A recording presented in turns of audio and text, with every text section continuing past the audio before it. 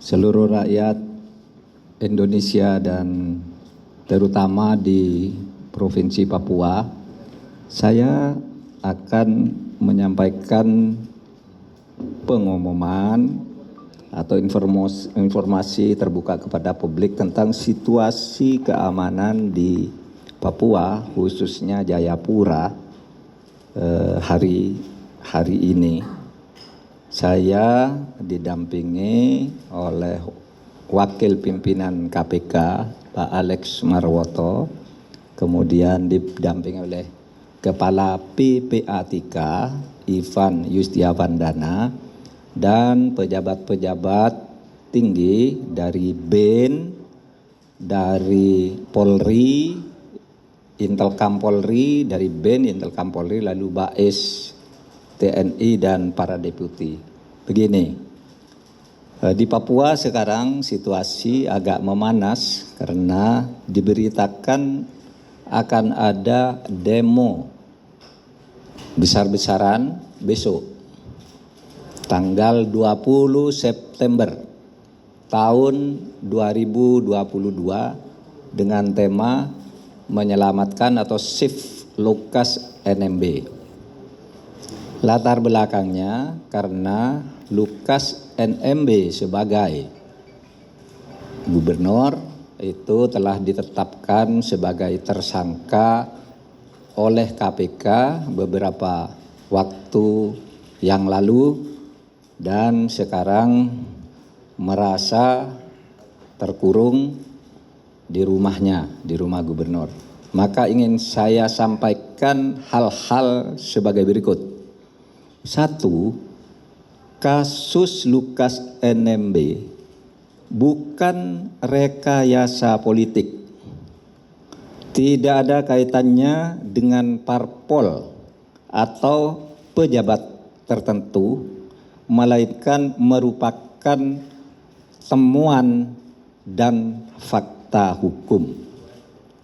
Dan ingin saya sampaikan bahwa dugaan korupsi yang dijatuhkan kepada Lukas NMB yang kemudian menjadi tersangka, bukan hanya terduga, bukan hanya gratifikasi 1 miliar. Nih catatannya, ada laporan dari PPATK tentang dugaan korupsi atau ketidakwajaran dari penyimpanan dan pengelolaan uang yang jumlahnya ratusan miliar dalam 12 hasil analisis yang disampaikan ke KPK. Yang kedua, saat ini saja ada blokir rekening atas rekening Lukas NMB per hari ini itu sebesar 71 miliar yang sudah diblokir, jadi bukan 1 miliar.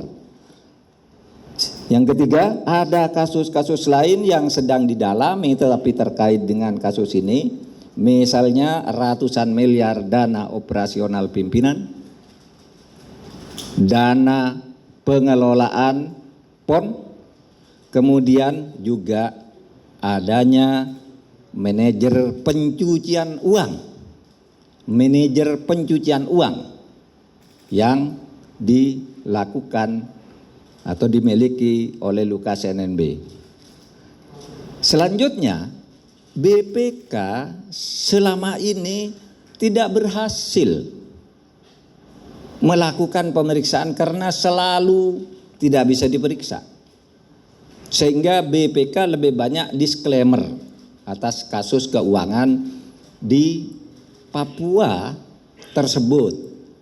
Oleh sebab itu lalu bukti-bukti hukum mencari jalannya sendiri dan ditemukanlah kasus-kasus tersebut. Kemudian, saudara, oleh sebab itu sebuah artikel yang beredar yang mengatasnamakan pendeta atau gembala Dr. A.G. Sokrates Yoman yang menyebut bahwa Lukas pada bulan Maret tahun 2019 ke Jakarta untuk berobat dan tinggal di Jakarta karena ada COVID. ada lockdown, sehingga pada bulan Mei 2019 dia meminta Tono untuk transfer uang 1 miliar melalui BCA.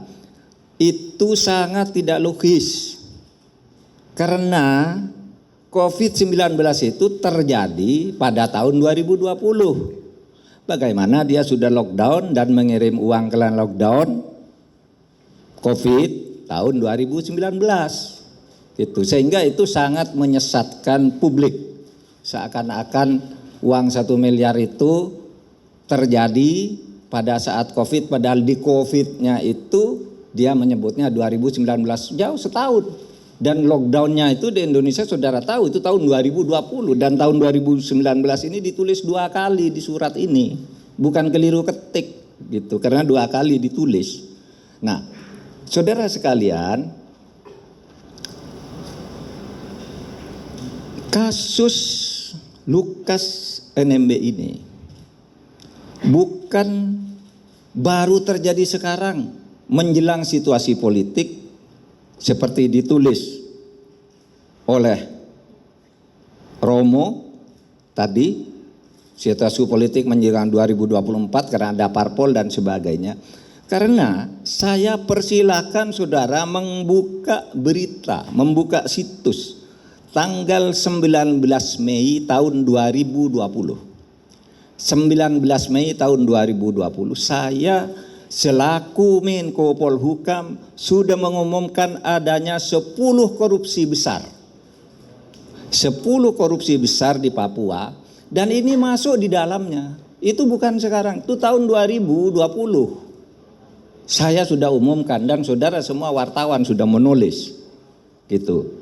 Nah, oleh sebab itu juga saya mencatat setiap tokoh Papua datang ke sini, apakah tokoh pemuda, apakah tokoh agama,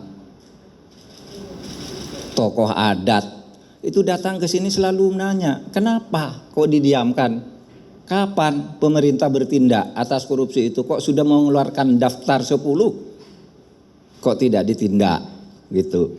Nah, saudara sekalian, oleh sebab itu kepada saudara Lukas NMB, menurut saya, ya kalau dipanggil KPK datang saja. Jika tidak cukup bukti, kami ini semua yang ada di sini menjamin dilepas. Nggak akan dihentikan itu. Tetapi kalau cukup bukti ya harus bertanggung jawab, karena kita sudah bersepakat membangun Papua yang bersih dan damai sebagai bagian dari program pembangunan Negara Kesatuan Republik Indonesia. Saya persilakan Bapak Iwan Yustiavandana untuk menyampaikan secara singkat tentang data-data yang saya sebut tadi. Silakan Pak Iwan. Bismillahirrahmanirrahim. Assalamualaikum warahmatullahi wabarakatuh. Terima kasih Pak. Terima kasih Pak Menko. Jadi teman-teman, sesuai dengan apa yang disampaikan oleh Pak Menko, jadi proses terkait dengan LE ini sudah dilakukan sejak 5 tahun lalu, tepatnya di 2017. Jadi sejak 2017 sampai hari ini PPATK sudah menyampaikan hasil analisis sebanyak 12 hasil analisis kepada KPK. Variasi kasusnya ada setoran tunai, kemudian ada setoran melalui nomini-nomini ya, pihak-pihak lain. Angkanya dari 1 miliar sampai ratusan miliar. Sebagai contoh teman-teman, sebelum dalam waktu singkat ini terkait dengan penghentian, salah satu hasil analisis itu adalah terkait dengan transaksi setoran tunai yang bersangkutan di kasino judi senilai 55 juta dolar atau 560 miliar rupiah. Itu setoran tunai dilakukan dalam periode tertentu. Bahkan ada dalam periode pendek setoran tunai itu dilakukan dalam nilai yang fantastis 5 juta dolar. Dan PPATK juga menemukan adanya pembelian perhiasan dari setoran tunai tadi sebesar pembelian jam tangan ya, sebesar 55 ribu dolar. Itu 550 juta rupiah. Lalu kemudian PPATK juga mendapatkan informasi bekerja sama dengan negara lain dan ada aktivitas perjudian di 2 negara yang berbeda. Dan itu juga sudah PPATK analisis dan PPATK sampaikan kepada KPK. Terakhir terkait dengan apa yang disampaikan oleh Pak Menko, PPATK sudah melakukan pembekuan penghentian transaksi kepada beberapa orang di 11 penyedia jasa keuangan. Ada asuransi, ada bank, dan kemudian nilai dari transaksi yang dibukukan oleh PPATK di 11 PJK tadi ada 71 miliar lebih. Dan ada juga transaksi yang dilakukan di 71 miliar tadi, mayoritas itu dilakukan di anak yang bersangkutan, di putra yang bersangkutan. Jadi itulah yang bisa kami sampaikan dalam kesempatan ini untuk menyampaikan apa yang telah Pak Menko sampaikan sebelumnya. Demikian Pak Menko. Berikutnya, sini Pak. Berikutnya nih dari KPK Pak Alex Marwata atau Alex Marwoto sama aja saudara bacanya. Pokoknya nulisnya Marwata. Tergantung dari siapa yang baca gitu ya. Ya, terima kasih Pak Menko. Ya, selamat siang teman-teman wartawan. Jadi narasi yang dikembangkan saat ini kan seolah-olah KPK melakukan kriminalisasi karena hanya menyangkut uang senilai 1 miliar. Saya sampaikan pada kesempatan ini pada saudara-saudara saya yang di Papua dan juga kepada penasihat hukum bahwa dalam proses penyelidikan baru 1 miliar itu yang bisa kami lakukan klarifikasi terhadap saksi maupun dokumen.